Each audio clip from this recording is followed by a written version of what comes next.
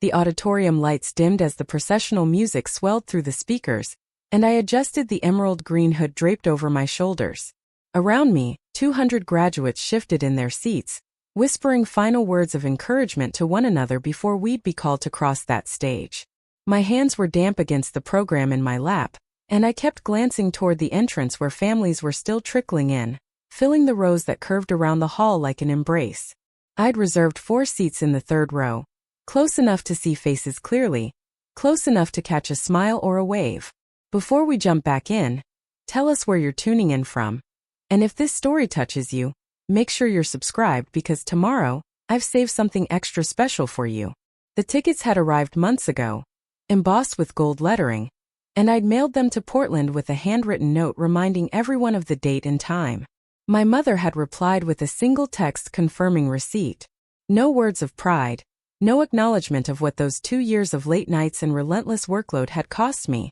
Just a thumbs-up emoji that I'd stared at for far too long, trying to extract meaning from its casual indifference. The seats remained empty as the dean stepped to the podium and began her opening remarks about resilience and innovation. I told myself they were just running late, caught in traffic on Interstate 5 or delayed at a rest stop. My father hated rushing, always insisting on arriving exactly on time, never early, as if punctuality were a mark of superiority rather than respect.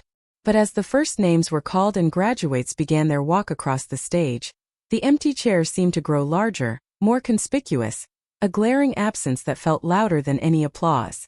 When the dean called my name, Maya Torres, Master of Business Administration with a concentration in sustainable business, I rose and walked toward the stage with my shoulders back and my chin lifted, refusing to let the hollow ache in my chest show on my face.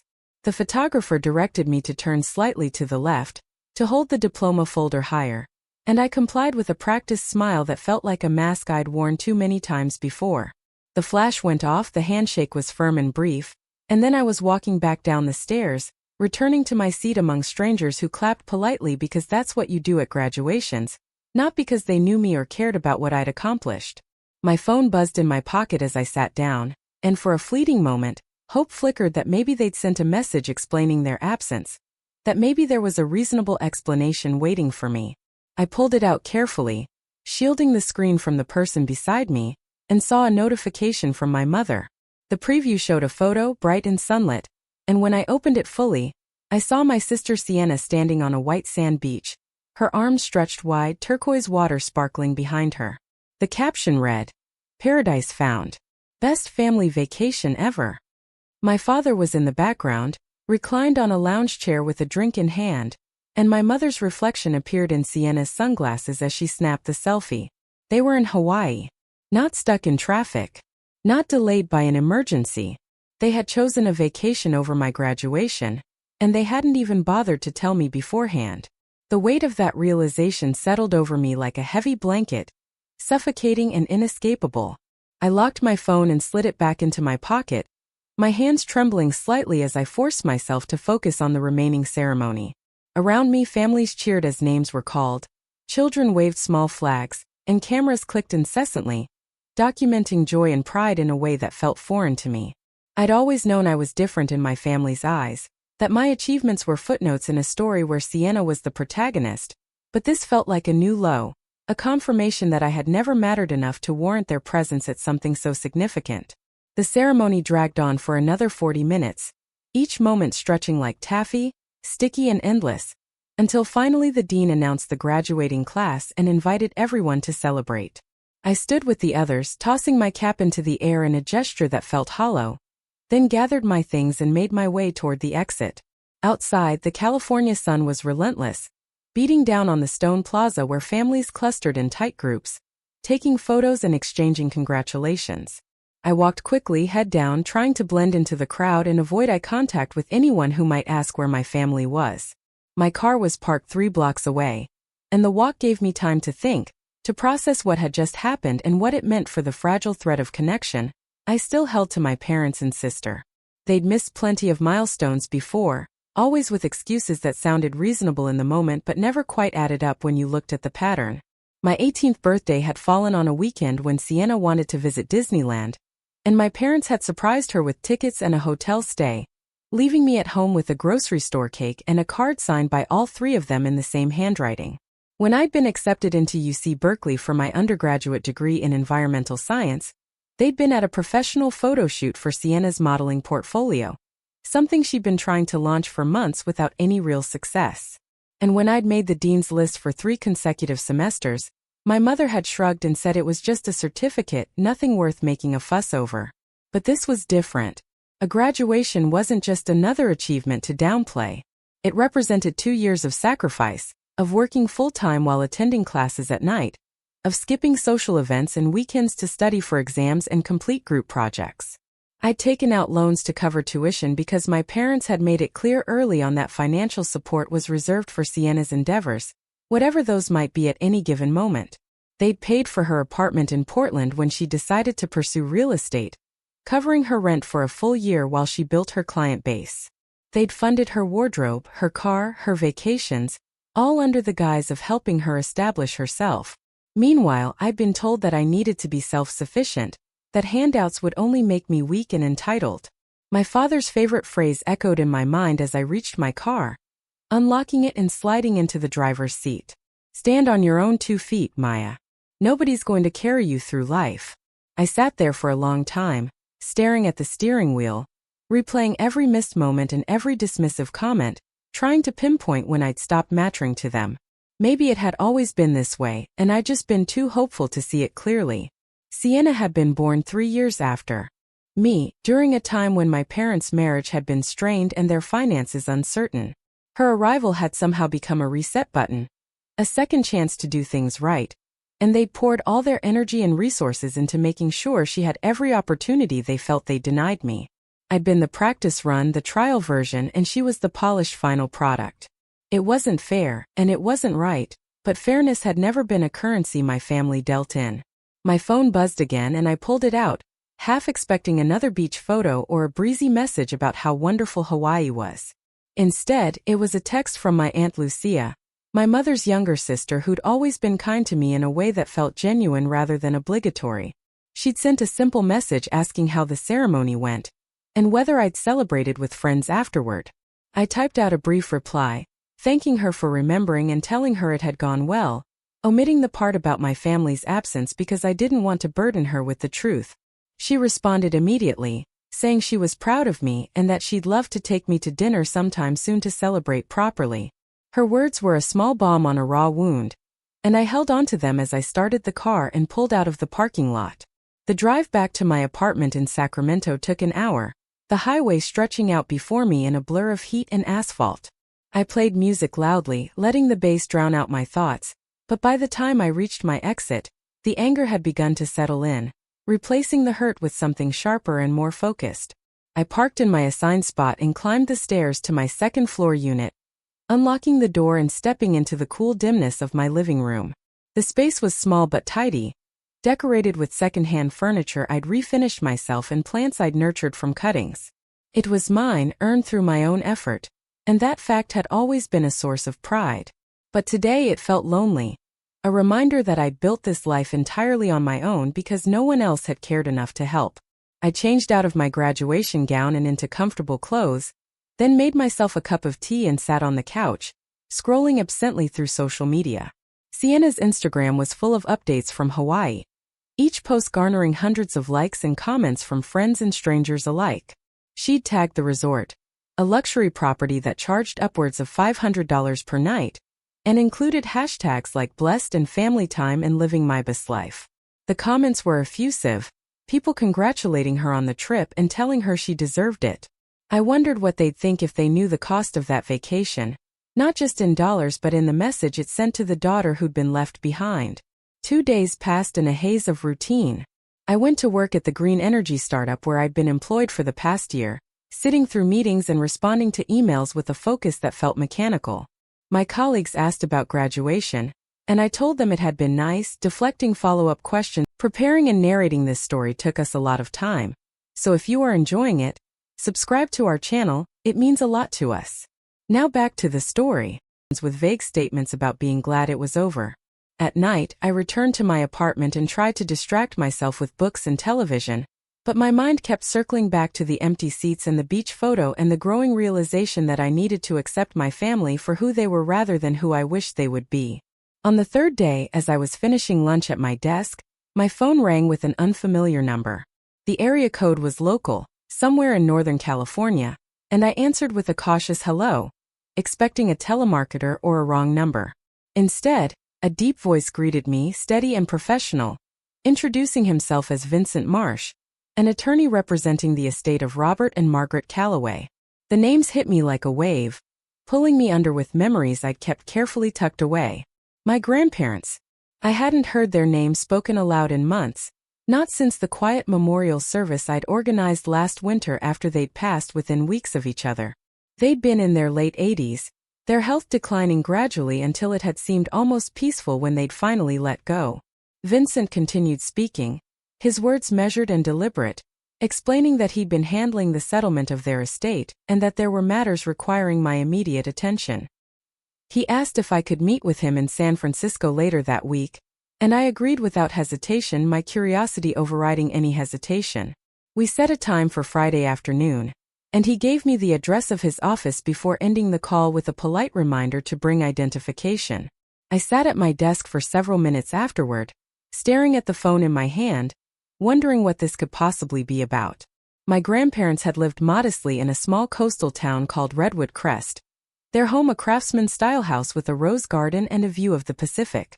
I'd visited them regularly during high school and college, spending weekends helping with chores and listening to their stories about the years they'd spent building a life together. My parents in Siena had rarely made the trip, usually only showing up for holidays or when they needed a backdrop for family photos. Friday arrived, and I drove to San Francisco early, navigating the congested streets until I found the building where Vincent's office was located.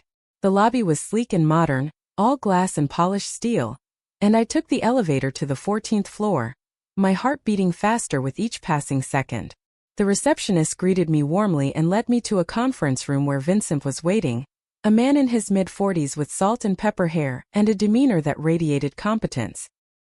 He shook my hand firmly and gestured for me to sit, then opened a thick folder and began explaining the details of my grandparents' estate.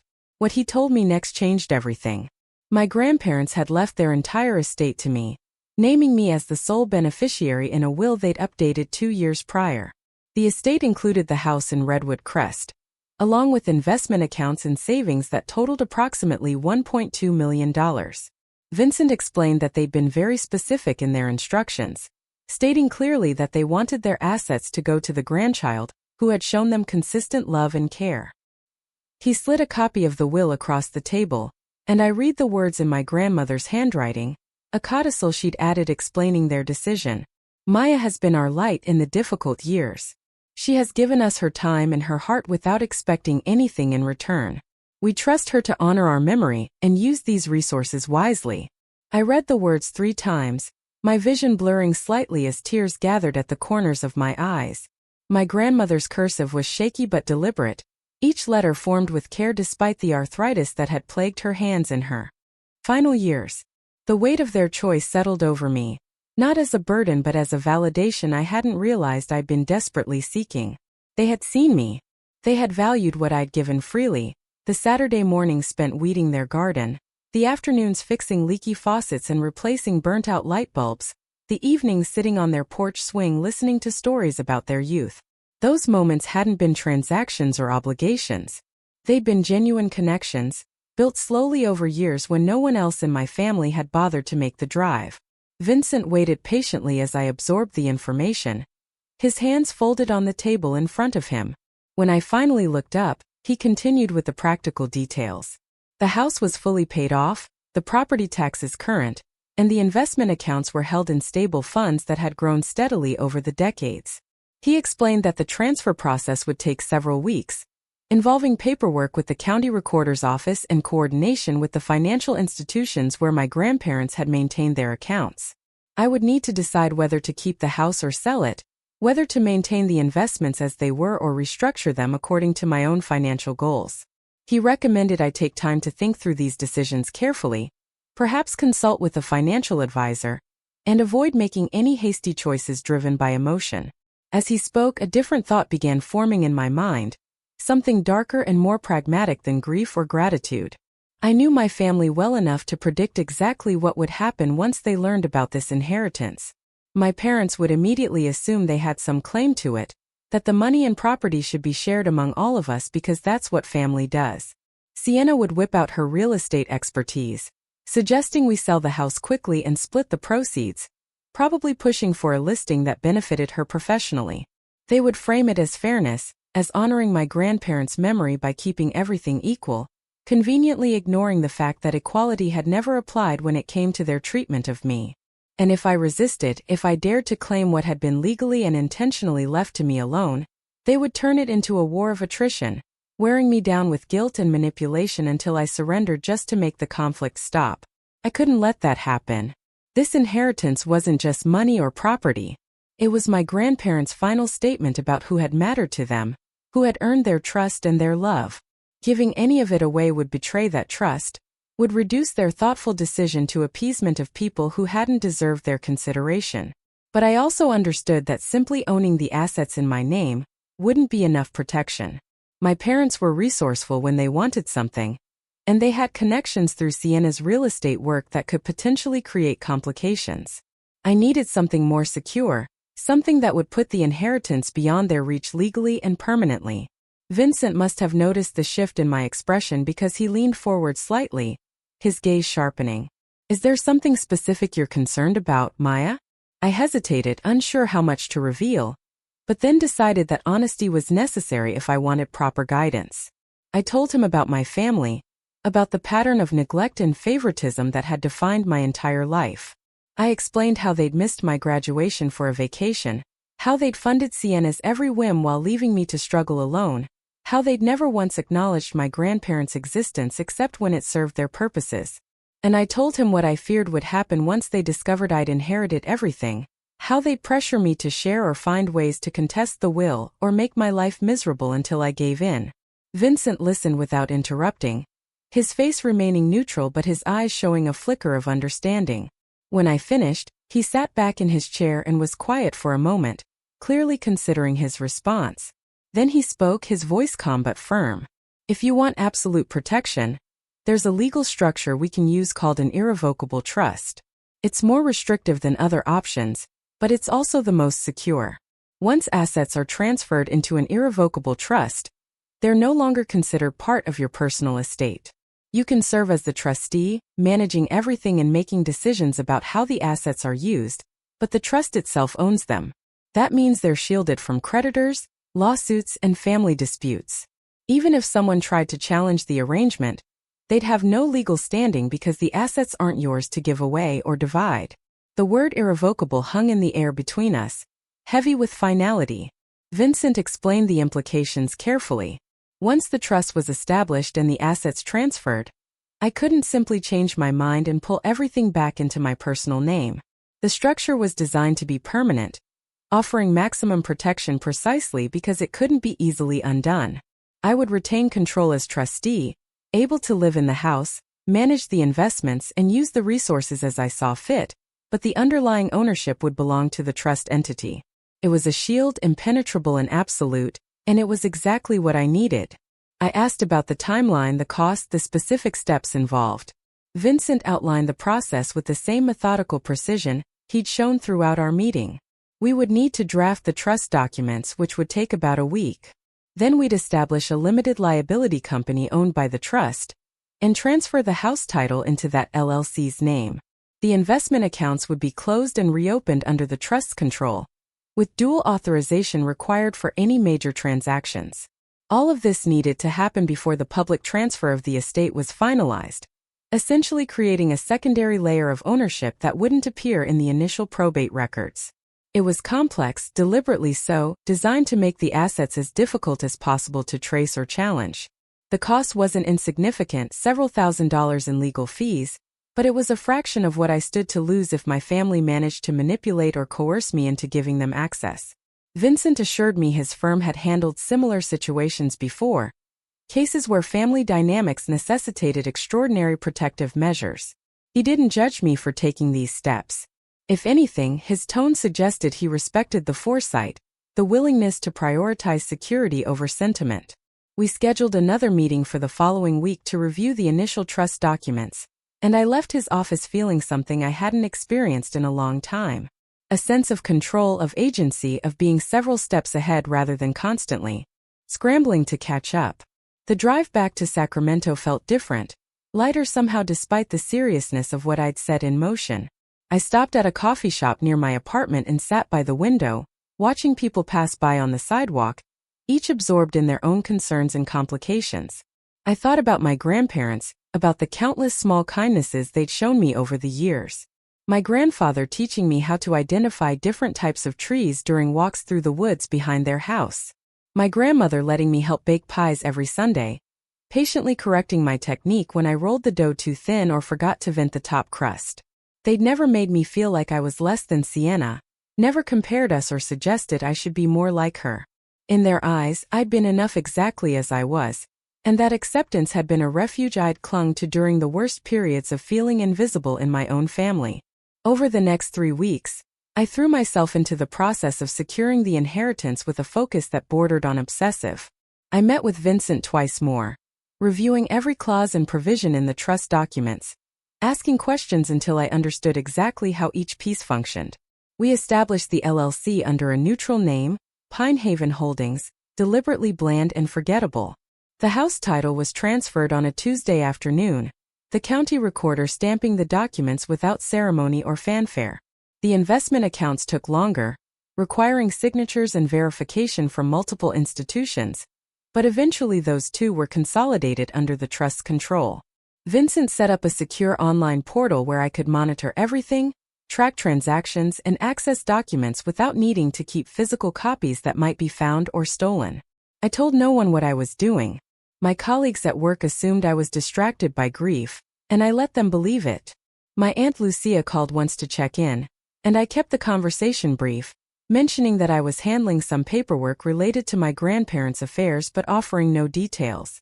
Sienna posted more vacation photos, this time from a weekend trip to wine country that my parents had apparently funded as an extension of their Hawaii generosity. I scrolled past the images without reacting, my anger now channeled into something productive rather than destructive. One evening, sitting alone in my apartment with a glass of wine and my laptop open, I found myself questioning whether I was being too harsh, too preemptive. Maybe my family would surprise me. Maybe they'd respect my grandparents' wishes and accept that the inheritance was mine alone. Maybe I was building walls against a threat that would never materialize. But then I opened my photo gallery and scrolled back to the picture Sienna had sent on my graduation day, the beach selfie with its caption about the best family vacation ever. I remembered the empty seats in the auditorium, the hollow applause from strangers, the drive home alone with tears I'd refused to let fall. And I knew I wasn't being harsh. I was being realistic, protecting myself from people who had proven repeatedly that I ranked last in their priorities. The final piece fell into place on a Thursday morning when Vincent called to confirm that all transfers were complete, and the trust was fully operational. He sent me a summary document, 12 pages outlining every asset, every account number, every protective provision. I printed it out and placed it in a fireproof safe I'd purchased specifically for this purpose, then made a digital copy that I stored in an encrypted cloud account with a password only I knew. The original documents remained in Vincent's office vault, and a second set went into a safe deposit box I'd rented at a bank in Oakland, far enough from Sacramento that no one in my immediate circle would think to look there. I felt like a general preparing for a siege, stockpiling resources and fortifying defenses against an enemy that hadn't yet declared war. But the war was coming.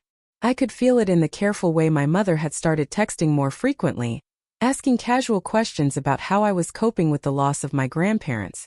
I could see it in the sudden interest Sienna showed in Redwood Crest, mentioning she'd always loved that town and wondering if I'd been back to visit the house. They were circling, gathering information, waiting for the right moment to make their move. And when that moment came, I would be ready. The house itself became my sanctuary during this period.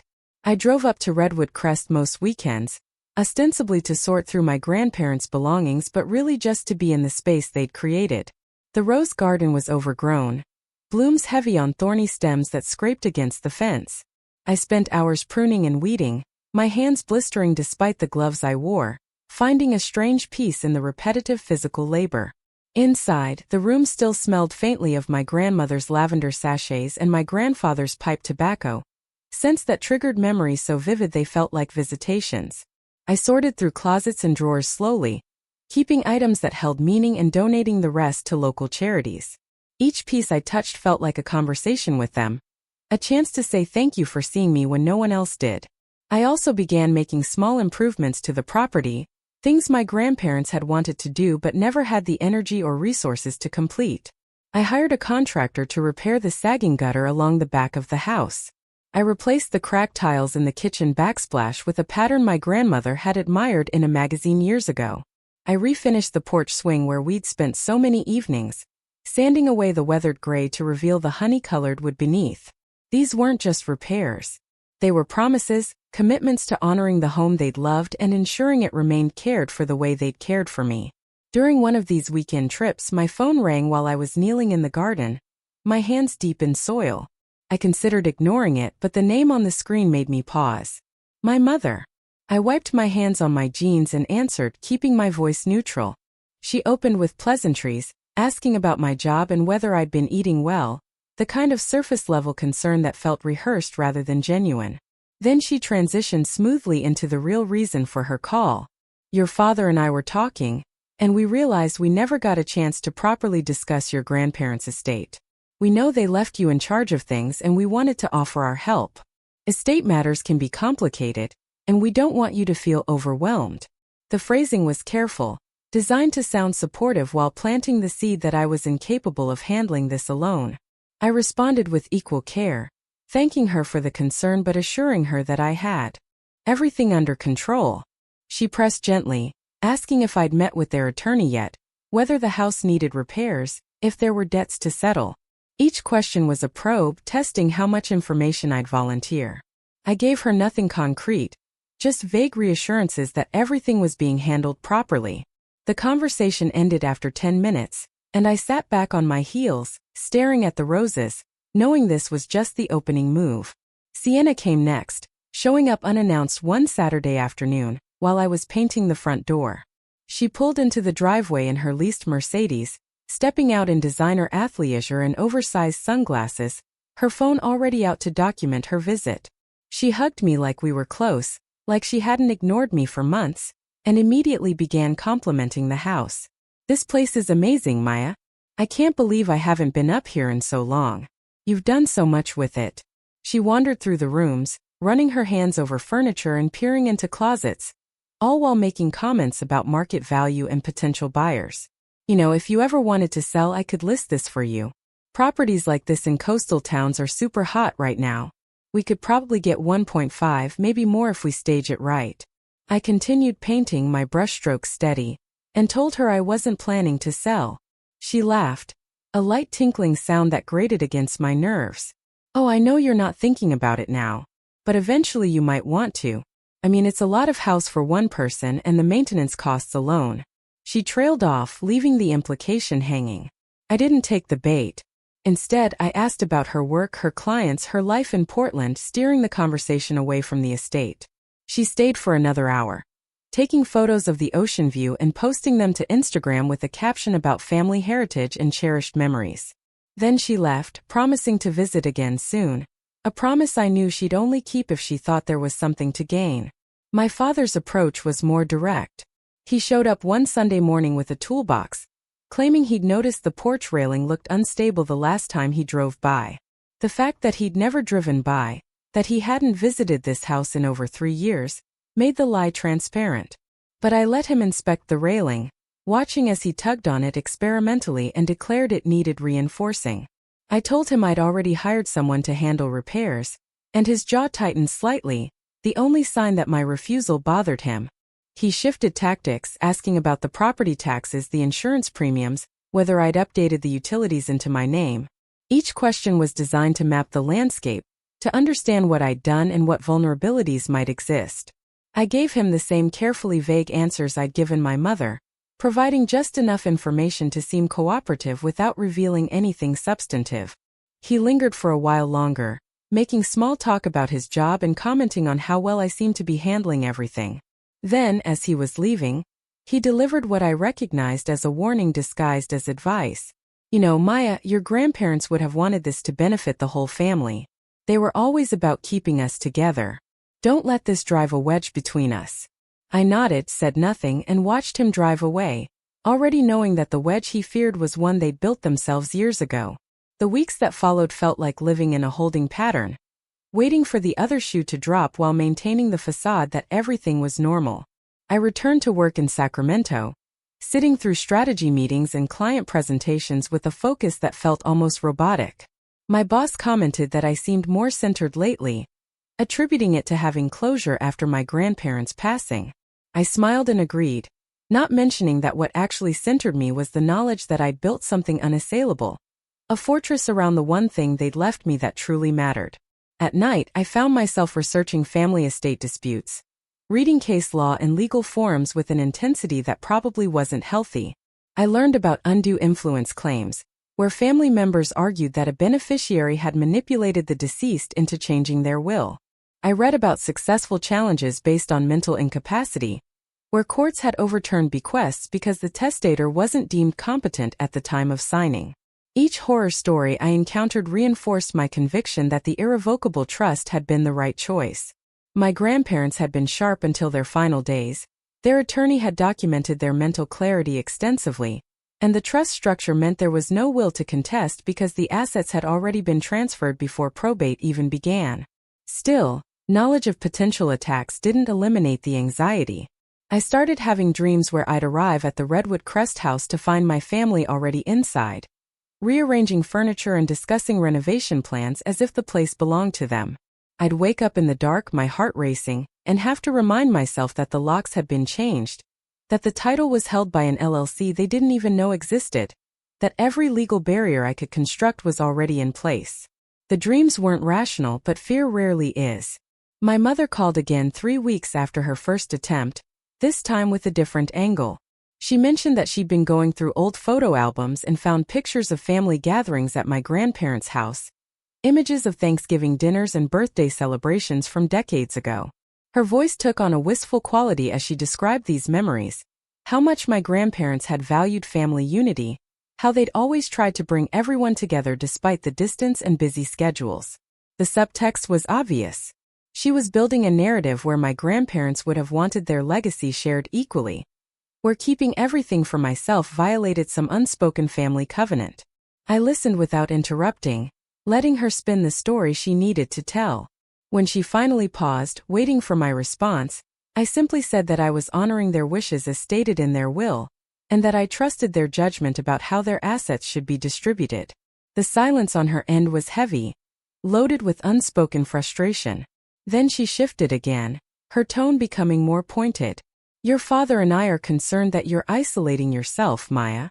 This inheritance seems to be creating distance between you and the rest of us. We want to make sure you're thinking clearly, and not making decisions you'll regret later. The implication that I wasn't thinking clearly, that grief or inexperience was clouding my judgment, sparked something hot and sharp in my chest. But I kept my voice level, refusing to give her the emotional reaction she was fishing for. Appreciate your concern, but I'm doing fine. I have good legal counsel, and I'm making thoughtful decisions about how to manage what Grandpa Rob and Grandma Maggie left me. The use of their names, personal and intimate, was deliberate. It reminded her that my relationship with them had been real and present, not reconstructed from old photographs and selective memory. She tried once more, suggesting that perhaps we could all sit down together and discuss things like adults, maybe with a mediator present to ensure everyone felt heard.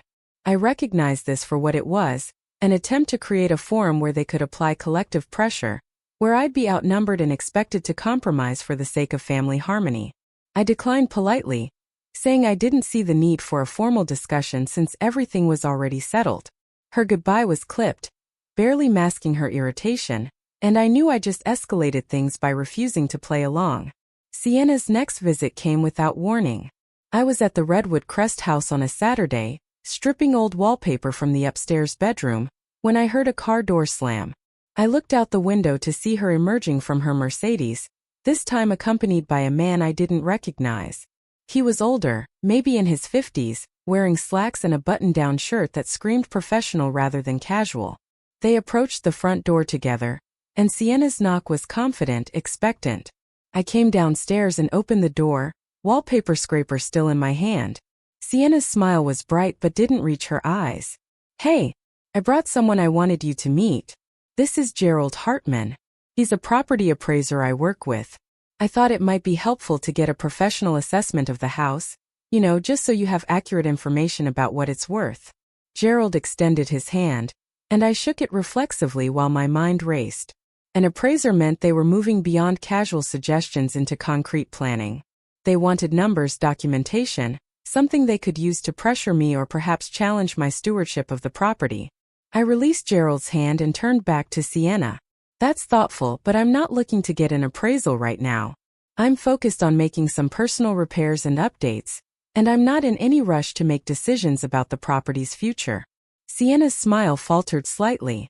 "Oh, but it wouldn't hurt to know what you're working with. Gerald is really good at what he does, and he could give you insights about which improvements would add the most value. It would only take an hour or so." I stood in the doorway, blocking entry, and made my position clear without being overtly hostile. "I appreciate you thinking of me, but I need to decline. If I decide I want an appraisal down the line, I'll reach out to someone myself." Gerald seemed to sense the tension and quickly excused himself, heading back to his car. Sienna lingered, her expression shifting from friendly to confused to something harder. "You're being really weird about this, Maya. We're just trying to help. Why are you acting like we're the enemy?" The question hung between us, and I could have let it pass, could have softened my stance and pretended everything was fine. But something in me had shifted over the past weeks, a willingness to name what was happening rather than dance around it. "You've never cared about this house or Grandpa and Grandma until now," I said quietly. "You didn't visit them. You didn't help them. And you certainly didn't show up for me when it mattered. So forgive me if I don't believe this sudden interest is about helping me." Her face flushed, and for a moment I thought she might actually engage honestly. Instead, she pivoted to offense. "That's not fair. We had busy lives. You chose to spend all your time up here, and that's fine, but don't act like you're some kind of martyr. And don't forget that Mom and Dad helped you plenty over the years. You're not as self-sufficient as you think." The gaslighting was textbook, rewriting history to position herself as reasonable and me as ungrateful. I didn't argue. I simply told her I needed to get back to work and closed the door, watching through the window as she stalked back to her car and peeled out of the driveway with more speed than necessary. That evening I called Vincent and told him about the appraiser incident. He listened carefully, then asked if there had been any other unusual contacts or attempts to access the property. I mentioned my parents' increased communication and Sienna's multiple visits. He was quiet for a moment before speaking, his tone carrying a note of concern. "They're gathering information, testing boundaries. It's possible they're preparing to make a formal challenge, maybe claiming undue influence or arguing that your grandparents intended for the estate to be shared. We should be ready for that possibility." He advised me to document everything, every phone call, every visit, every attempt to gain access to information about the property or finances. If this did escalate to legal action, having a contemporaneous record would be invaluable. He also suggested I consider changing the locks again and installing a security system with cameras, both to protect the physical property and to have video evidence if anyone tried to enter without permission. The idea of needing cameras to keep my own family out felt surreal, but I recognized the wisdom in his advice. The next day I drove back to Redwood Crest and met with a security company. They installed cameras at the front door, back door, and along the driveway, all feeding to an app on my phone that would alert me to any motion. I also had the locks changed again, this time to a smart lock system that I could control remotely. It felt excessive, paranoid even, but the first time I checked the camera feed and saw my father's car pulling into the driveway on a weekday afternoon when he thought I wouldn't be there, I was grateful for the precaution. I watched on my phone from my office in Sacramento as he walked around the exterior of the house, trying the door handles and peering through windows. He spent nearly 20 minutes circling the property before giving up and leaving. I saved the footage, time-stamped and clear, and sent it to Vincent with a brief message. "He's escalating." Vincent's response was immediate. "Good that you have this. Don't confront him directly. Let him think you don't know." The psychological toll of this constant vigilance was exhausting. I found myself checking the camera feeds compulsively, even in the middle of meetings, half expecting to see someone attempting a break-in. My sleep quality deteriorated, and I started relying on melatonin just to get a few hours of rest. Friends at work noticed I seemed on edge, and I brushed off their concern with vague mentions of stress from managing my grandparents' estate. No one pushed for details, and I was grateful for their discretion. My Aunt Lucia reached out again during this period, inviting me to lunch on a Sunday afternoon. We met at a small bistro in Berkeley, halfway between our respective cities, and I tried to relax into the normalcy of the setting. She asked about the house, about whether I decided to keep it or sell, and I told her I was leaning toward keeping it as a weekend retreat. She smiled, saying that seemed fitting, that my grandparents would have loved knowing I was taking care of the place. Then she surprised me by saying she'd spoken to my mother recently, that my mother had mentioned some tension regarding the inheritance.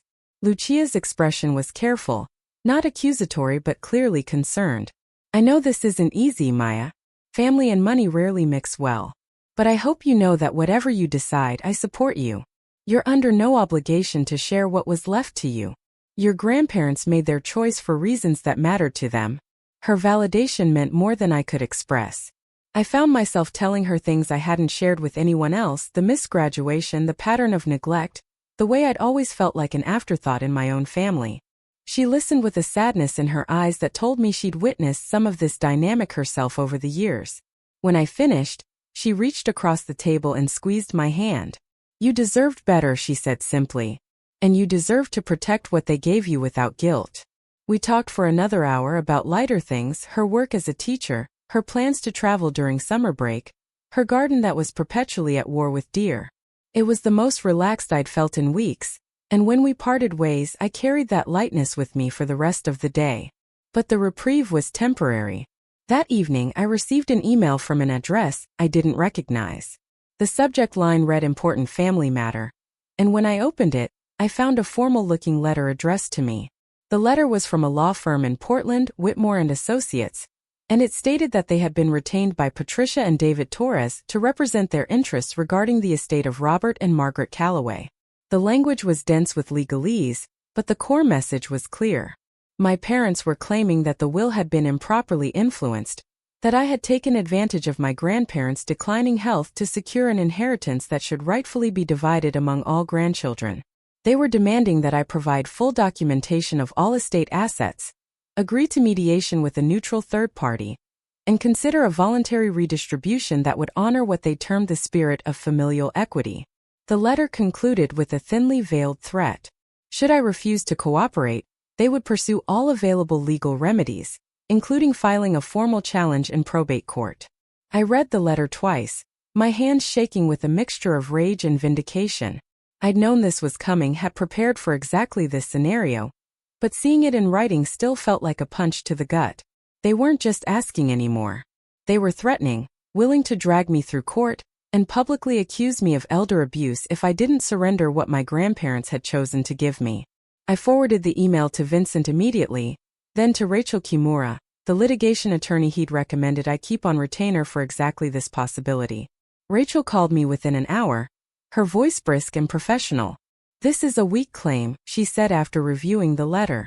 "Undue influence is notoriously difficult to prove, and they'd need evidence that you somehow coerced or manipulated your grandparents. Given that the will was drafted 2 years before they passed, when they were both demonstrably competent, and given that you were their primary caregiver during that period, they have no real standing. This is a pressure tactic, nothing more." She explained that we had two options.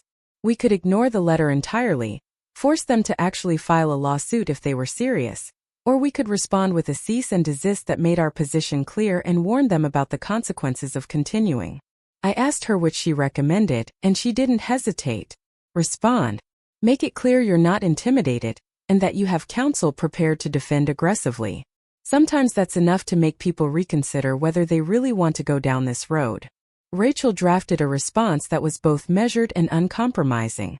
It detailed the timeline of my grandparents' will, the documentation of their mental competency, and the fact that the estate had already been transferred into an irrevocable trust, making any challenge moot since there were no longer personal assets to contest. The letter also included a warning that any public accusations of wrongdoing would be considered defamatory and met with appropriate legal action. She sent it directly to Whitmore and Associates, copying my parents at their home address, ensuring there would be no ambiguity about our stance. For 3 days there was silence. I went through the motions of my daily routine, but my attention was split, constantly checking my email and phone for any response. I prepared myself for the possibility that they'd actually file suit, that this would become a prolonged legal battle requiring depositions and court appearances and significant expense. Vincent assured me that the trust structure made victory virtually certain, but even certain victories required time and energy I resented having to spend. On the 4th day, I received a call from an unknown number. I almost didn't answer, but something made me pick up. The voice on the other end was male, older, measured. "Ms. Torres, my name is Douglas Whitmore. I represent your parents. I'm calling to see if there's any possibility of resolving this matter without further conflict." His tone was diplomatic, the voice of someone accustomed to negotiating settlements. I told him I'd received his letter, and that my attorneys had responded. He acknowledged this, then pivoted to what he termed a reasonable compromise. "What if we could agree on a token distribution to your sister, something that recognizes family connection without substantially impacting your inheritance? Perhaps $100,000, which would allow everyone to feel the estate was handled fairly." I felt my jaw tighten. "My grandparents made their decision deliberately," I said. "They left everything to me because I was the one who cared for them. Giving money to someone who couldn't be bothered to visit them would dishonor their wishes."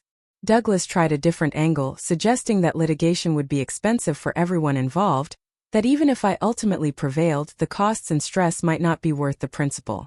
It was a classic lawyer tactic, using the threat of inconvenience to pressure settlement. But I'd already decided that this wasn't negotiable. "If your clients want to file suit, they can do so," I told him. "But they should understand that all evidence will become part of public record, including documentation of who actually visited and cared for Robert and Margaret Calloway during their final years. I don't think that story will reflect well on them." There was a pause, and I could almost hear him recalculating. He thanked me for my time and ended the call. I immediately texted Rachel to inform her of the conversation, and she replied with a simple thumbs-up emoji and the words, "Good. You held the line." That night I allowed myself a small glass of bourbon, sitting on my apartment balcony and watching the city lights flicker in the distance. The fight wasn't over, but I'd survived the first real assault, and I hadn't given an inch. The following 2 weeks unfolded with an eerie quiet that felt more ominous than reassuring. I kept expecting another letter, another phone call, some escalation that would force the confrontation into the open. Instead, there was nothing. My parents stopped texting. Sienna's Instagram posts continued with their usual frequency, but none mentioned Redwood Crest or family matters. The silence felt tactical, like they were regrouping, consulting with their attorney about next moves, or perhaps hoping I'd interpret their withdrawal as acceptance and let my guard down. I didn't let my guard down.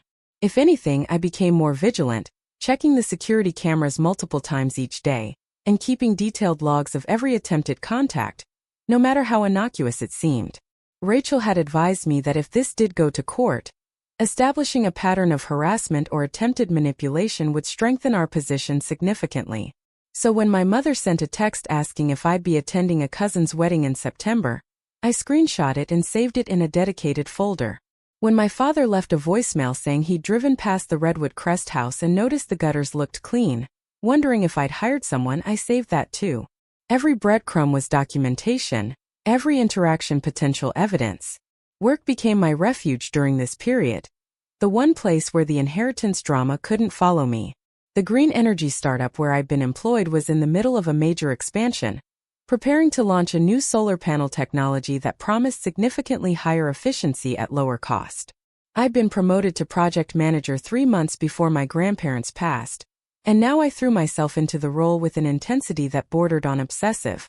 I stayed late reviewing supply chain logistics, arrived early to prep for investor meetings, and volunteered for every presentation and client pitch that came available.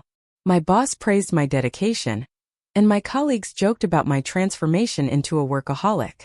None of them knew I was simply avoiding the empty hours at home where my thoughts would spiral into worst-case scenarios. During one particularly long evening at the office, as I was finalizing a presentation deck for a funding round meeting, I received an email from my Aunt Lucia. The subject line was just my name, Maya, and when I opened it, I found a brief message followed by an attachment. "I thought you should see this." She didn't explain further, and the attachment was an audio file, 3 minutes and 47 seconds long. I plugged in my headphones and pressed play, uncertain what I was about to hear. My mother's voice filled my ears, slightly muffled as if recorded from across a room. She was speaking to someone, her tone carrying that particular quality of controlled emotion she used when she wanted to sound reasonable while saying something cutting. I don't like speaking badly about my own daughter, but Maya has always been manipulative. Even as a child, she knew how to play on people's sympathies. My grandparents were elderly and vulnerable, and she took advantage of that vulnerability to secure an inheritance that was never meant to be hers alone. My father must have been in the room too because I heard him murmur agreement in the background. The recording continued with my mother elaborating on this theme, painting a picture of me as a calculating opportunist who deliberately isolated my grandparents from the rest of the family in order to influence their estate planning. She claimed I'd discouraged them from visiting, that I'd intercepted phone calls and letters, that I'd essentially held them hostage emotionally during their final years. None of it was true, but she delivered each lie with such conviction that I understood immediately how dangerous this narrative could be if circulated widely enough. The recording ended with her saying that they were consulting with attorneys about options, because someone needed to stand up for what was right. I sat in the empty office, the city lights creating geometric patterns on my desk through the window, and felt something cold settle in my chest. This wasn't just about money or property anymore. They were attempting to destroy my reputation, to reframe my relationship with my grandparents as predatory rather than loving. If this story gained traction among extended family, among people who didn't know the truth, it could do real damage. I'd become the villain in a narrative they were carefully constructing, and villains don't deserve sympathy or support when they're challenged. I called Rachel immediately, not caring that it was past 9 in the evening. She answered on the third ring, her voice alert despite the late hour. I explained about the recording, sent it to her email while we were still on the phone, and waited as she listened. When she finished, there was a long pause before she spoke. "This is actually helpful for us," she said finally. "If they're spreading defamatory statements, it gives us grounds to pursue legal action beyond just defending the estate." "Where did your aunt get this recording?"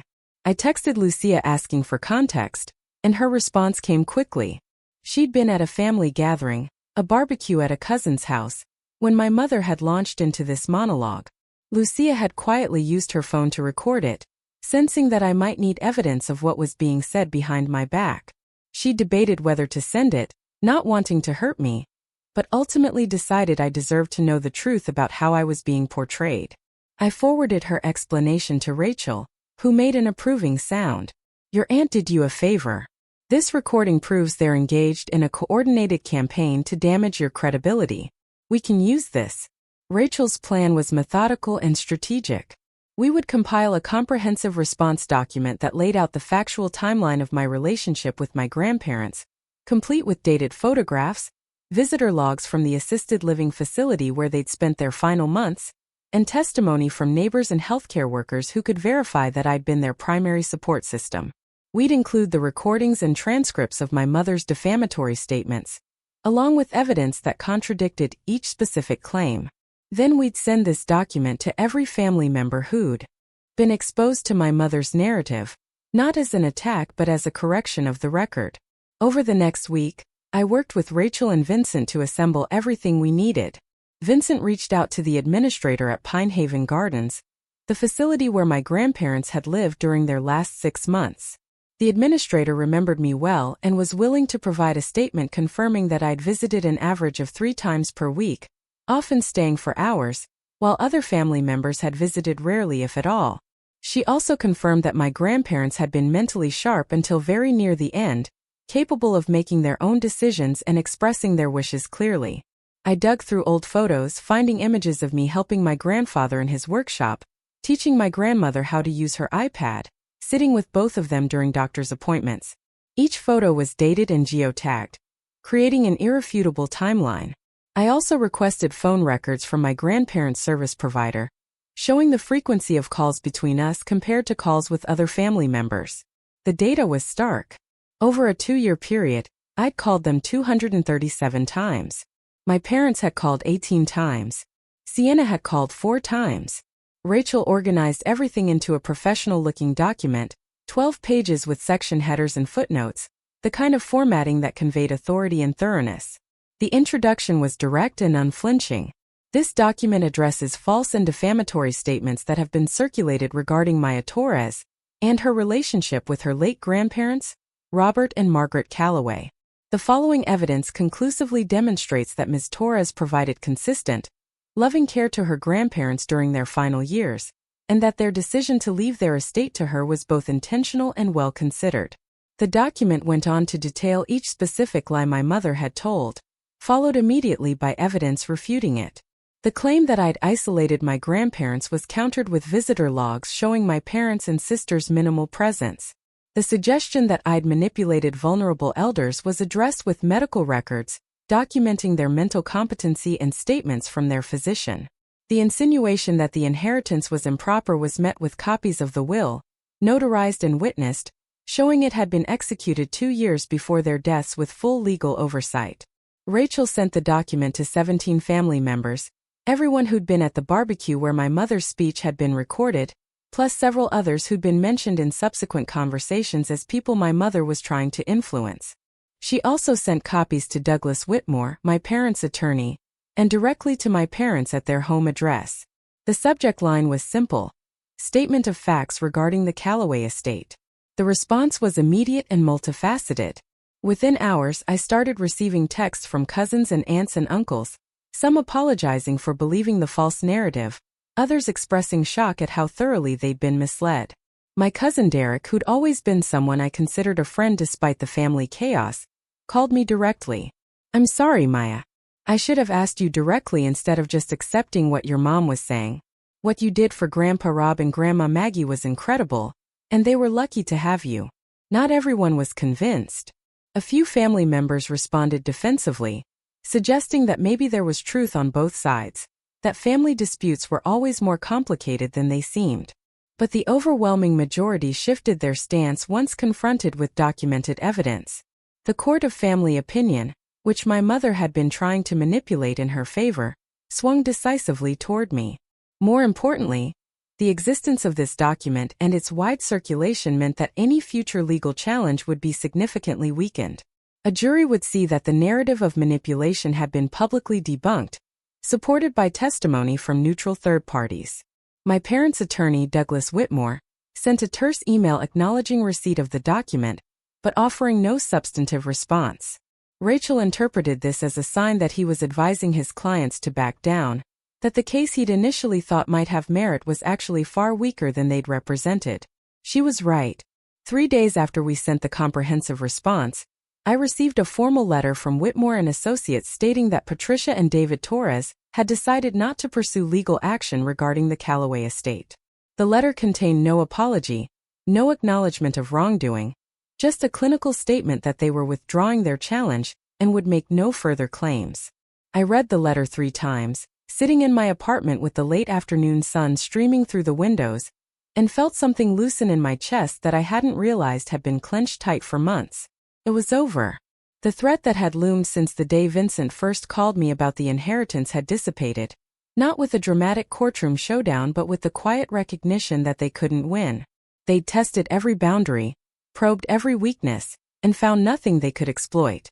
The irrevocable trust had done exactly what it was designed to do, and the documentation of their defamatory campaign had eliminated any sympathy they might have garnered.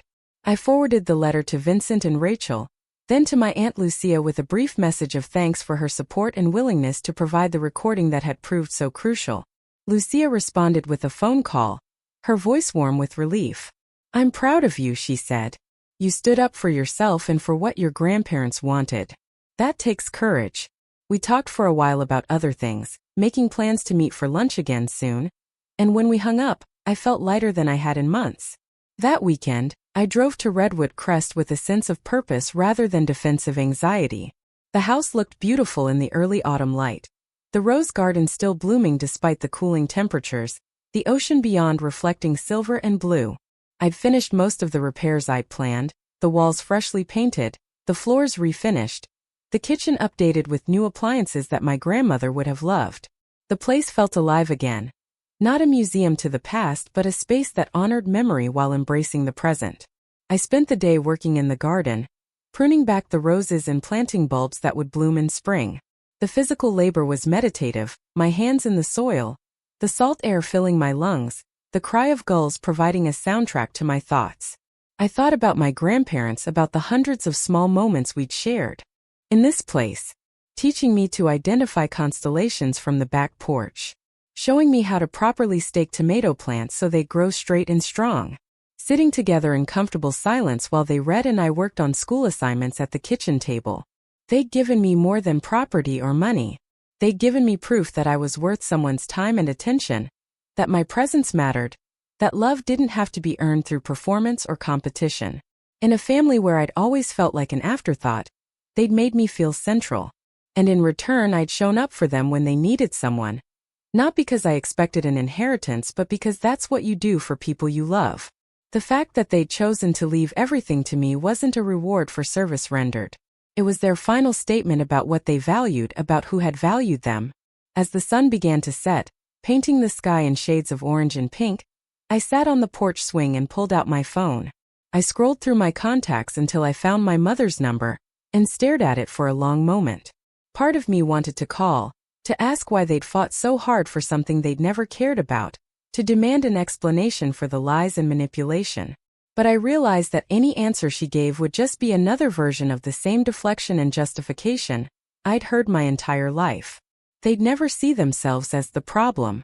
In their narrative, they were the reasonable ones, the family-minded ones, and I was the selfish daughter who'd refused to share. I didn't call. Instead, I blocked the number, then blocked my father's and Sienna's as well. I removed them from my social media, unsubscribed from family group chats, and systematically severed every digital connection that had allowed them access to my life. It felt radical and final, a burning of bridges that couldn't be rebuilt. But it also felt necessary. They'd shown me repeatedly that their presence in my life was conditional, dependent on my willingness to accept less than I deserved and give more than was fair. I was done accepting those terms. The next morning, I woke early and made coffee on the old percolator my grandfather had used every day for 40 years. I carried the mug out to the porch and watched the sunrise over the ocean, the water turning from gray to gold as light spread across the horizon. The house was quiet except for the distant crash of waves and the occasional call of a seabird.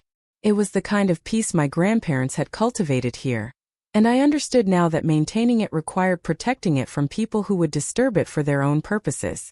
I spent the rest of the weekend organizing the interior, moving some of my own belongings up from Sacramento so the house would feel more lived in when I visited. I hung artwork I'd collected over the years, arranged books on the shelves that lined the living room, and set up the second bedroom as a home office where I could work remotely when needed. The house was becoming mine not just legally but emotionally, a place where I could exist without performance or pretense. On Monday, back in Sacramento, I walked into a meeting with my startup's executive team and presented the solar panel project with a confidence that surprised even me. The months of defending myself, of marshaling evidence and standing firm against pressure, had taught me something valuable about my own strength. I'd faced down people who were supposed to love me and had chosen myself instead. If I could do that, I could handle anything a boardroom might throw at me. The project was approved for full funding, and my role was expanded to include oversight of implementation across 3 states. It was a significant promotion, one that would have felt overwhelming a year ago. Now it felt like a natural next step. I'd proven I could manage complexity and conflict. Business challenges seemed almost simple by comparison. Over the following weeks, life settled into a new rhythm. I split my time between Sacramento during the week and Redwood Crest on weekends, the house becoming a sanctuary where I could recharge and reconnect with myself. I hired a local landscaping service to maintain the garden during my absences, and I established relationships with neighbors who'd known my grandparents and were happy to keep an eye on the property. The house became part of the community again, rather than a lonely monument, and that felt like honoring my grandparents' legacy in a way that went beyond mere preservation.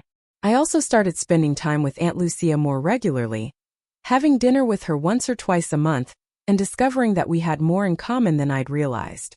She shared stories about my mother's childhood, details that helped me understand without excusing the woman my mother had become. Lucia had made different choices, prioritizing authenticity over appearance, and our growing friendship felt like a reclamation of family on my own terms. The holidays approached, and with them came the traditional assumption that I'd participate in family gatherings. An invitation arrived via email from a cousin organizing Thanksgiving dinner, a cheerful message asking for my RSVP, and whether I had any dietary restrictions. I stared at the invitation for a long time, imagining what it would be like to sit around a table with my parents in Siena, to pretend that nothing had happened, to smile through passive-aggressive comments and veiled criticisms for the sake of tradition. I declined politely, saying I had other plans. Those plans turned out to be Thanksgiving at Redwood Crest with Aunt Lucia and a couple of her teacher friends. A small gathering where we cooked together and laughed easily, and no one questioned my worth or my choices. It was the best holiday meal I'd had in years, maybe ever.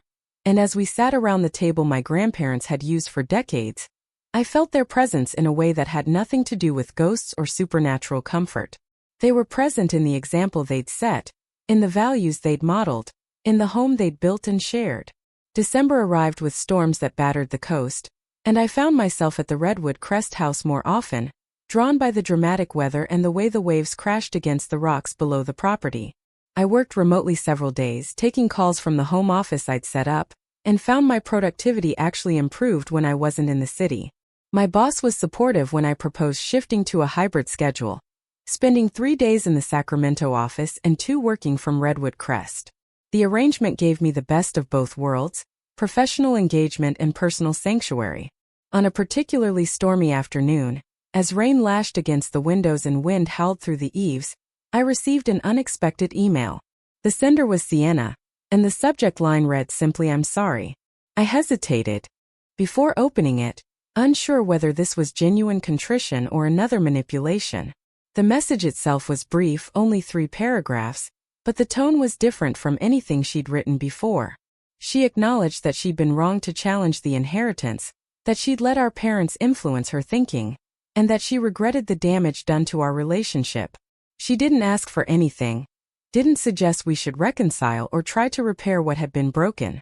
She simply apologized and said she hoped someday I might be able to forgive her. I read the email several times, trying to assess its sincerity. Part of me wanted to believe it, wanted to think that maybe she genuinely reflected and recognized her mistakes. But another part, the part that had learned hard lessons about self-protection, remained skeptical. Words were easy. Changed behavior was what mattered. I saved the email without responding, deciding that time would reveal whether this was a genuine turning point or just another strategy. Either way, the burden of proof was on her, not me. As the year drew to a close, I found myself taking stock of everything that had changed.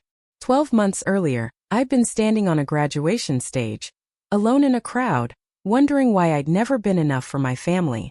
Now I sat in a house I owned outright, holding assets that would provide security for decades, surrounded by evidence that I had been enough for the people who truly mattered. The validation I'd been seeking hadn't come from forcing my parents to see me. It had come from accepting that their inability to value me was their failure, not mine. On New Year's Eve, I stood on the porch at Redwood Crest and watched fireworks bloom over the distant town, their reflections shimmering on the dark water. The air was cold but still, the storm having passed, and the stars above were brilliant in their clarity. I thought about my grandfather's words, the ones I'd remembered during the darkest days of conflict. Protect what's worth keeping. I'd protected the inheritance, yes, but more than that, I'd protected my sense of self, my right to establish boundaries, my refusal to accept crumbs when I deserved a seat at the table. The new year arrived with its traditional promise of fresh starts and new possibilities. For me, it felt less like a beginning and more like a continuation of something I'd already started. The ongoing work of building a life defined by my own values rather than my family's expectations. I had the resources now to pursue projects that mattered to me, to take calculated risks to create something meaningful. The inheritance wasn't just money and property. It was freedom, the freedom to choose my own path without financial desperation forcing compromises. In the months that followed, I used some of the investment income to fund a scholarship at UC Davis for students in sustainable business, specifically targeting first-generation college students who lacked family financial support. The scholarship was named for my grandparents, and the inaugural award went to a young woman whose story reminded me of my own, someone who'd worked multiple jobs while earning her degree and had no family attending her graduation. I met her briefly at the award ceremony, saw the tears in her eyes when she realized what this meant for her future, and understood that this was how legacies truly lived on. Not through hoarded wealth but through impact that rippled outward. The Redwood Crest House became more than a weekend retreat. I started hosting small gatherings for environmental nonprofit groups, letting them use the space for planning sessions and retreats, carrying forward my grandparents' spirit of generosity in a way that aligned with my own passions. The house filled with voices and ideas, and I knew they would have loved seeing their home used this way, as a hub for community and purpose, rather than a museum or a trophy. My career continued to flourish, the solar panel project exceeding all projections and leading to new opportunities within the company. I was offered a vice president position, one that would come with significant equity and decision-making authority. I accepted, and my first act in the new role was to establish a program partnering with community colleges to create pathways into green energy careers for students from underserved backgrounds. It felt like a way of paying forward the leg up my grandparents had given me, creating opportunities for others who'd been told they needed to be entirely self-sufficient. Life wasn't perfect.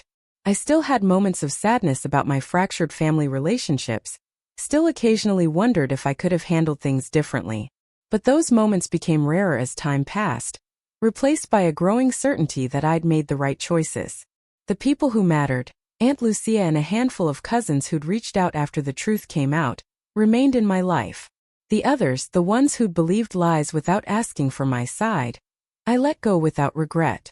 On the anniversary of my grandparents' deaths, I drove to Redwood Crest and spent the day tending their grave at the small cemetery overlooking the ocean. I brought flowers from the garden they'd planted, roses that had bloomed again thanks to the care I'd given them. I sat on the bench near their headstone and told them about the year that had passed, about the scholarship in the house and the work I was doing.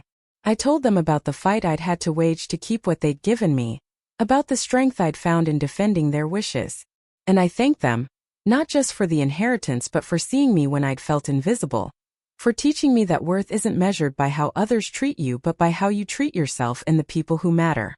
As the sun set over the Pacific, painting the sky in shades of purple and gold, I made a promise to them and to myself. I would continue protecting what was worth keeping, not just the physical assets but the principles they'd embodied. Integrity, generosity, the courage to make difficult choices and stand by them.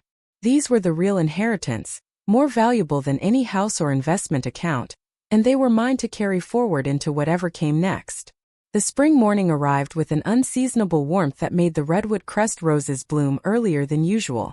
I'd been living in a comfortable rhythm for nearly 6 months since my parents withdrew their legal challenge, splitting my time between the coastal house and my Sacramento responsibilities, finding a balance that felt sustainable rather than exhausting. The wounds from the inheritance battle had begun to scar over, still tender when pressed but no longer bleeding.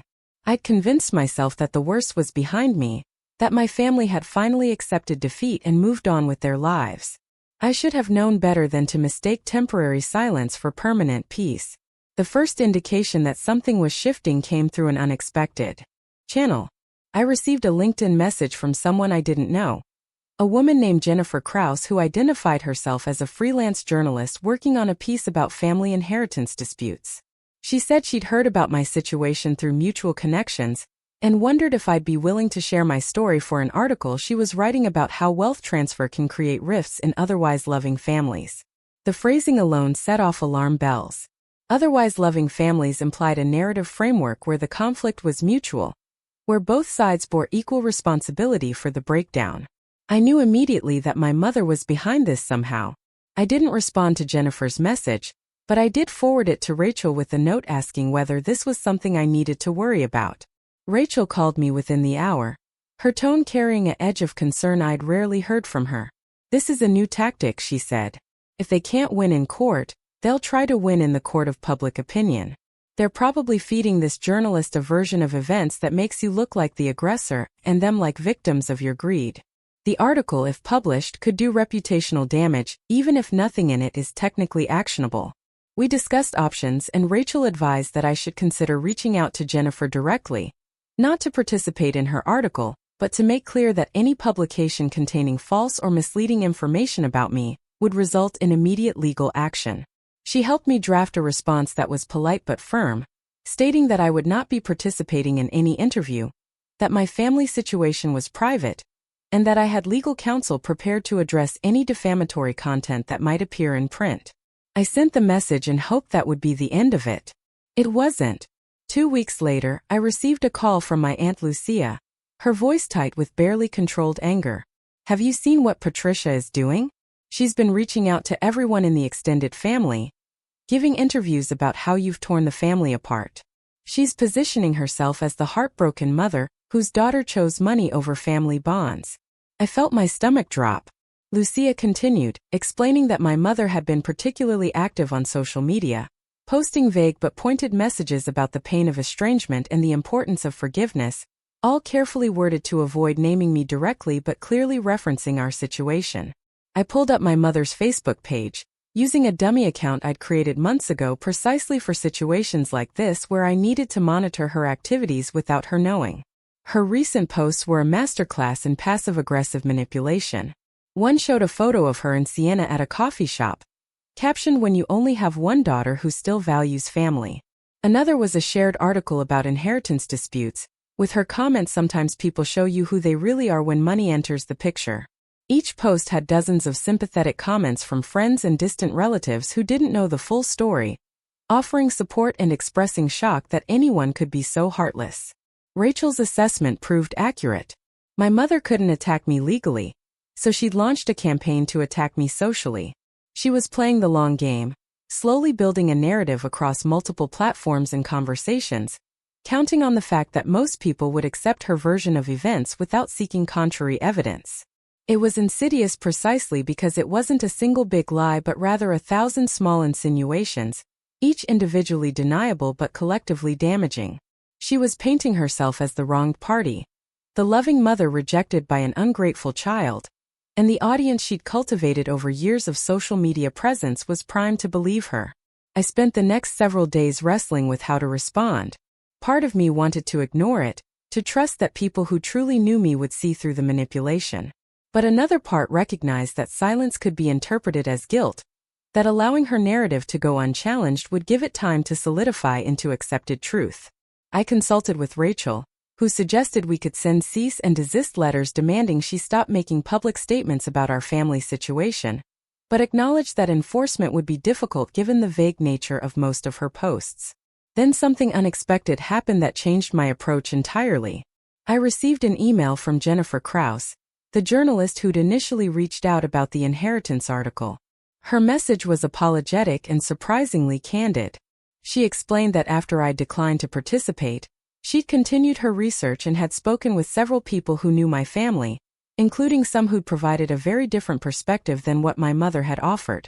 Jennifer had also obtained copies of the court documents related to the withdrawn legal challenge, which included affidavits and evidence that contradicted my mother's claims of manipulation and isolation.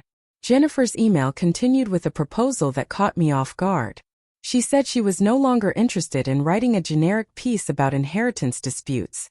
Instead, she wanted to write an investigative article about how families weaponize public sympathy to pressure relatives into surrendering legal inheritances, using my situation as the central case study. She would present the full documentation, the visitor logs, the phone records, the timeline of care I provided versus my family's minimal involvement. She would expose the legal challenge and its baselessness, the defamatory statements my mother had made, and the social media campaign currently underway. But she needed my cooperation to do it properly, needed me to go on record with my version of events and provide access to the evidence I'd compiled. I sat with her email for a long time, weighing the risks and benefits. Going public meant inviting scrutiny, opening myself up to criticism from people who might view the situation differently than I did. It meant making permanent what had been private, creating a public record that would exist on the internet forever. But it also meant controlling the narrative, presenting the truth in full context, rather than allowing it to be distorted through my mother's selective editing. And maybe, just maybe, it would help other people in similar situations, people being pressured by family members to give up inheritances they'd legally and rightfully received. I called Rachel and read her Jennifer's email. There was a long pause before she responded. "This is a calculated risk," she said slowly. "If the article is well researched and factually accurate, it could shut down your mother's smear campaign permanently. No one can claim you're hiding the truth if you've put everything on record. But you need to be prepared for blowback. Your mother will likely escalate before she backs down, and other family members may feel caught in the middle. Are you ready for that?" I thought about my grandparents, about the quiet dignity with which they'd lived their lives, never seeking attention or validation from people who didn't matter. But I also thought about the scholarship student I'd met, the one whose eyes had filled with tears when she realized someone had chosen to invest in her future. If my story could help even one person stand firm against family pressure to surrender what was rightfully theirs, wasn't that worth the discomfort of public exposure? I told Rachel I wanted to move forward, but only if we could review the article before publication to ensure accuracy. Jennifer agreed to my terms, and we began a series of conversations that stretched over 3 weeks. She was thorough in a way I hadn't expected from someone working on a freelance piece, requesting documentation for every claim and cross-referencing my timeline with third-party sources. She interviewed the administrator at Pinehaven Gardens where my grandparents had lived, spoke with neighbors in Redwood Crest who'd witnessed my regular presence versus my family's absence, and even tracked down the healthcare workers who'd provided in-home care during my grandparents' final weeks. She reviewed the trust documents with an attorney she'd consulted to ensure she understood the legal mechanics, and she obtained copies of the defamatory recording my Aunt Lucia had provided. The article began to take shape as something more comprehensive than I'd anticipated. Jennifer framed it not just as a personal story but as an examination of elder care, family dynamics, and the increasingly common phenomenon of adult children who provide the bulk of caregiving, but then face challenges from siblings who'd been largely absent. She interviewed experts in estate planning and family law, contextualizing my situation within broader trends. The piece became less about me specifically and more about the systemic issues that allow families to exploit caregivers who've sacrificed time and resources to help aging relatives. When Jennifer sent me the draft for review, I read it 3 times, my emotions cycling between vindication, sadness, and a strange sense of exposure. She'd included details I'd forgotten, moments like the time I'd slept in a chair at the hospital when my grandfather had pneumonia, or the weekend I'd spent researching and comparing memory care facilities when my grandmother's dementia began to progress. She'd also included the stark statistics, the phone records showing my parents had called my grandparents 18 times in 2 years, while I'd called 237 times. The numbers told a story that needed no embellishment. The article also didn't shy away from my family's perspective, or at least their stated perspective. Jennifer had reached out to my parents in Siena for comment, and while they'd initially agreed to speak with her, they'd withdrawn once they realized the direction of the piece. Their attorney, Douglas Whitmore, had provided a brief statement saying his clients declined to participate in what they viewed as a one-sided attack on their character. Jennifer included this refusal in the article, noting that despite multiple requests and offers to present their evidence, they'd chosen not to engage, allowing readers to draw their own conclusions about why. I approved the article with minor factual corrections, and Jennifer submitted it to a mid-sized online publication that specialized in long-form journalism about social issues. The piece was scheduled to run in early June, timed to coincide with what Jennifer called the conversation around estate planning season, when many outlets published content about wills and inheritances. She warned me that once it went live, I should expect significant attention, both supportive and critical, and that I should prepare myself for the possibility that my family would respond publicly. The article published on a Wednesday morning, and by noon my phone was flooded with notifications. The piece had been titled The Inheritance Trap: When Caregiving Meets Family Greed, and it opened with a vivid description of my graduation day, the empty seats, and the beach photo that had shattered any remaining illusions about my family's priorities. Jennifer's writing was compelling without being melodramatic, letting the facts speak for themselves while providing enough emotional context for readers to understand the human cost of the situation. The response was overwhelming. Within 24 hours, The article had been shared thousands of times across social media platforms. Comment sections filled with people sharing their own stories of family inheritance battles, many expressing relief that someone had finally articulated the experience of being pressured to surrender rightful bequests. Several attorneys who specialized in estate planning reached out to say they were recommending the article to clients dealing with similar situations. A handful of critics accused me of airing private family business for attention, but they were vastly outnumbered by people offering support and validation. My mother's response was predictably explosive. She posted a lengthy Facebook status claiming she'd been blindsided by the article, that she'd never been given a fair chance to present her side of the story, and that the portrayal of her as neglectful was a cruel distortion of reality. She included several old photos of family gatherings at my grandparents' house, attempting to provide visual evidence of her involvement. But attentive readers noticed what I'd noticed immediately. Every photo was from the same two occasions, Thanksgiving dinners years apart, suggesting exactly the minimal engagement the article had described. Sienna took a different approach. She posted an Instagram story sequence that started with a screenshot of the article's headline, followed by several slides of text where she positioned herself as caught in the middle of a conflict she'd never wanted. She claimed she'd tried to stay neutral, that she'd never intended to challenge the inheritance until our parents convinced her it was the right thing to do, and that she regretted how everything had unfolded. Her tone was calculated to generate sympathy without directly contradicting the article's facts, a careful dance between admission and deflection. The social media response from extended family was mixed but leaned heavily in my favor. Several cousins shared the article with comments supporting my position and apologizing for initially believing my mother's version of events. My Aunt Lucia posted a passionate defense, saying she'd witnessed my devotion to my grandparents firsthand, and that the article only scratched the surface of the care I'd provided. A few relatives stayed silent, presumably unwilling to take sides publicly, and I respected that neutrality more than performative support from people who doubted me. The most unexpected response came from the scholarship student I'd funded, the young woman who'd reminded me of myself. She somehow connected the article to me, possibly through the mention of UC Davis and sustainable business, and sent me an email that made me cry at my desk. She wrote that reading about my experience had helped her understand her own family dynamics, particularly the way her relatives had criticized her for accepting financial help from a mentor, instead of relying on family who'd never offered any assistance. She thanked me not just for the scholarship, but for showing her that choosing yourself over toxic family expectations wasn't selfish, it was survival. In the weeks following the article's publication, I noticed a shift in how I moved through the world. People at work who'd known vaguely about my family situation now approached me with a different kind of respect, recognizing that my composure during the inheritance battle had required significant strength. I received invitations to speak on panels about family dynamics and estate planning.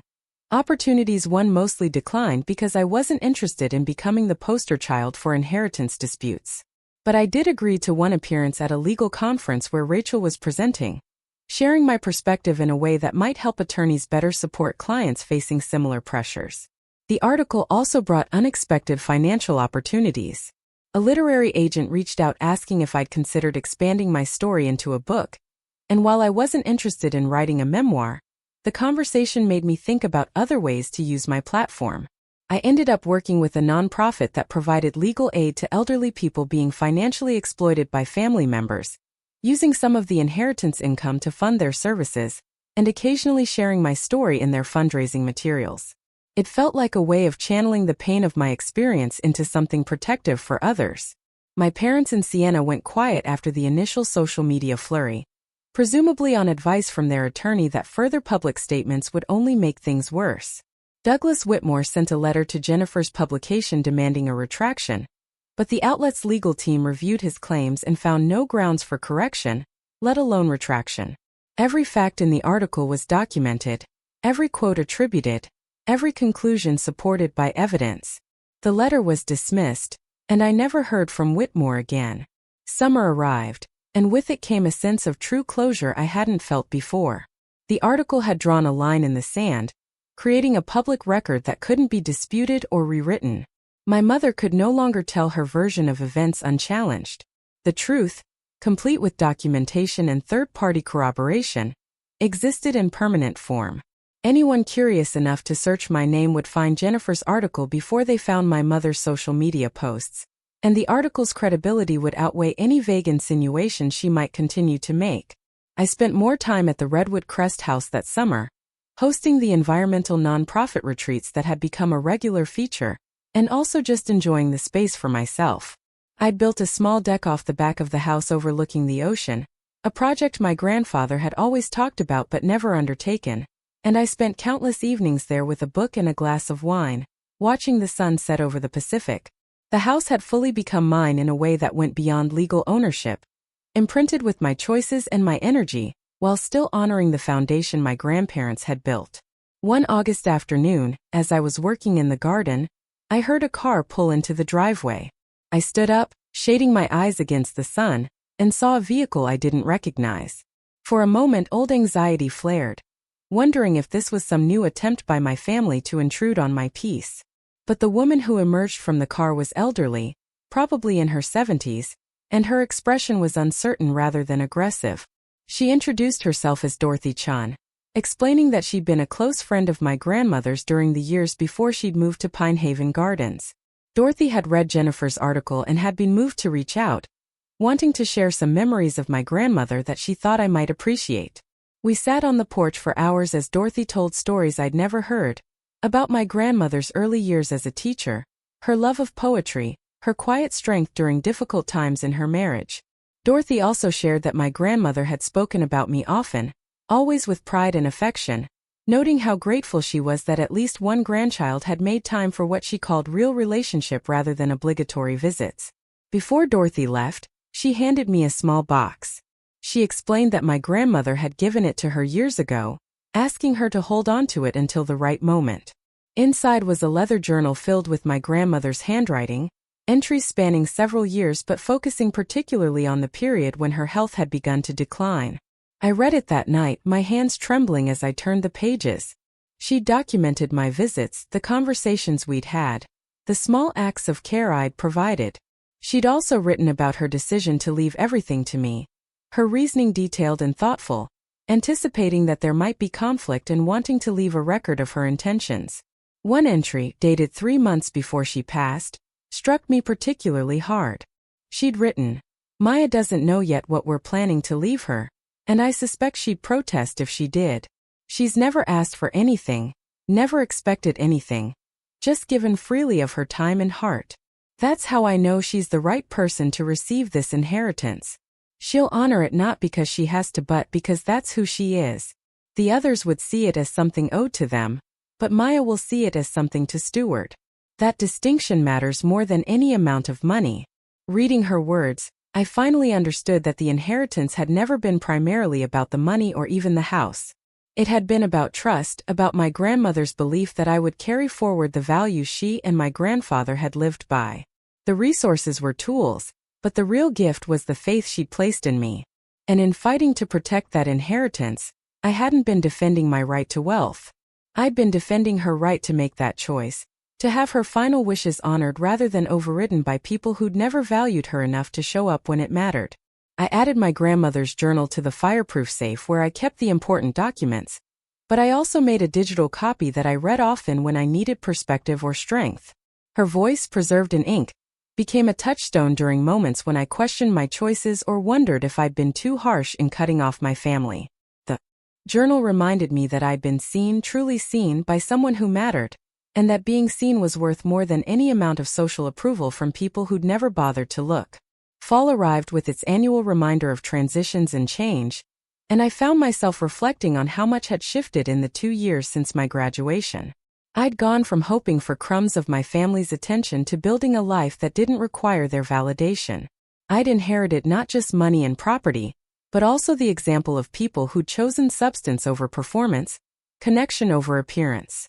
And I'd learned the hardest lesson of all, that sometimes loving yourself means disappointing people who've never loved you properly in return. The Redwood Crest House hosted its first Thanksgiving that year. Not with my biological family but with a chosen family I'd assembled. Aunt Lucia came, along with several cousins who'd maintained contact after the article's publication. I invited Dorothy Chan and some of the neighbors who'd welcomed me into the community. Rachel attended with her partner, and Vincent Marsh even made an appearance, joking that he usually avoided clients' personal events but was willing to make an exception for someone who'd actually listened to his legal advice and avoided a disastrous court battle. We gathered around the table my grandparents had used for decades, now expanded with additional leaves to accommodate the crowd. The food was abundant, the conversation was genuine, and the atmosphere was free of the tension that had characterized every family holiday I could remember. No one made passive-aggressive comments about life choices. No one compared accomplishments or subtly suggested someone else was doing better. We simply enjoyed each other's company, celebrated the year's blessings, and honored the connections we'd chosen to maintain. As I looked around the table, I realized this was what my grandparents had tried to teach me all along. Family wasn't defined by blood or obligation, but by mutual care and respect.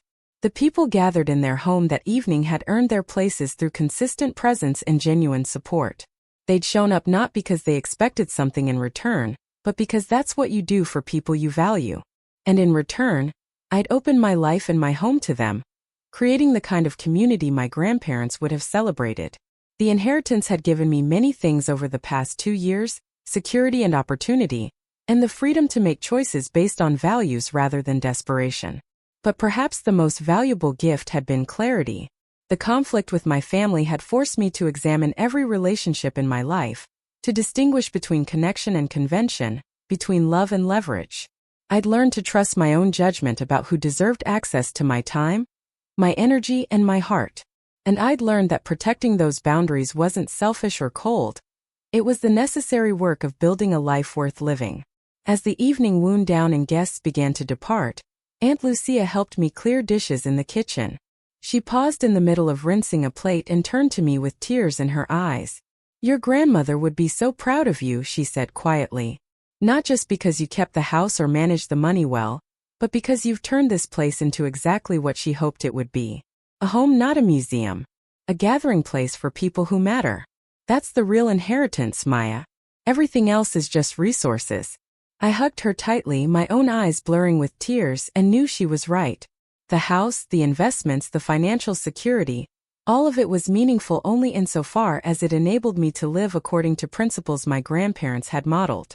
Generosity without depletion. Boundaries without cruelty. Care without expectation of return. These were the values worth protecting, worth fighting for, worth building a life around. That night, after everyone had left and the house was quiet again, I walked out to the deck I'd built and looked up at the stars. The ocean was calm, just a gentle rhythm of waves reaching the shore and retreating. The air smelled of salt and roses, and somewhere in the distance a foghorn sounded its lonely warning.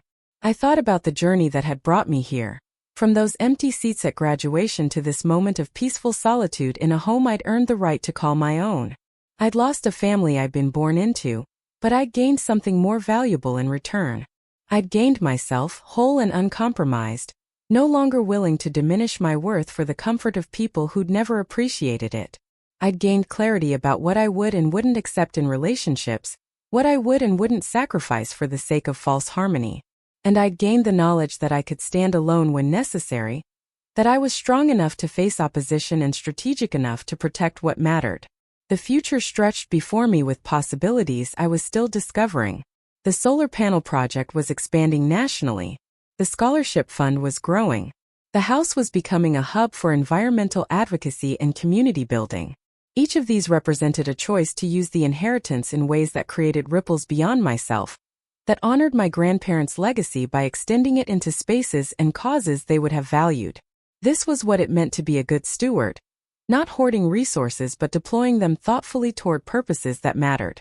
I stayed on the deck until the cold drove me inside, then locked up the house and climbed the stairs to the bedroom I'd claimed as my own.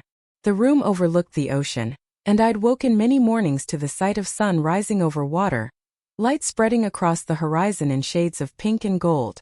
It never got old, that daily reminder of beauty and constancy, of natural rhythms that continued regardless of human drama and conflict. As I settled into bed, I thought about something my grandfather had told me years ago, during one of our conversations on the porch swing. He'd been talking about the oak tree in their front yard, how it had been struck by lightning once but had survived, its trunk scarred but its roots deep and strong. He'd said that's what resilience really means. Not avoiding damage but surviving it, and continuing to grow despite the scars. I understood that now in a way I hadn't then. The inheritance battle had scarred me, changing my relationships and my perspective in ways that could never be undone. But the damage hadn't destroyed me. Instead, it had forced me to develop deeper roots, to find strength in places I hadn't known to look, to grow in directions I might never have explored if everything had been easy and harmonious. The scars were real, but so was the growth they'd prompted. Sleep came easily that night, untroubled by anxiety or second-guessing. I'd made my choices, defended my boundaries, and built something worth protecting. The work wasn't finished, it never really is, but I was no longer afraid of the challenges ahead. I'd faced down the worst my family could throw at me and had emerged intact, stronger even, with a clearer sense of who I was and what I valued. That knowledge was its own kind of inheritance, one that would serve me long after the money was spent and the house eventually passed to whatever future I decided for it. The morning would bring new opportunities and new challenges, but for tonight, I rested in the home my grandparents had loved, surrounded by evidence that I'd honored their choice and their trust. And that was enough. Up next, you've got 2 more standout stories right on your screen. If this one hit the mark, you won't want to pass these up. Just click and check them out.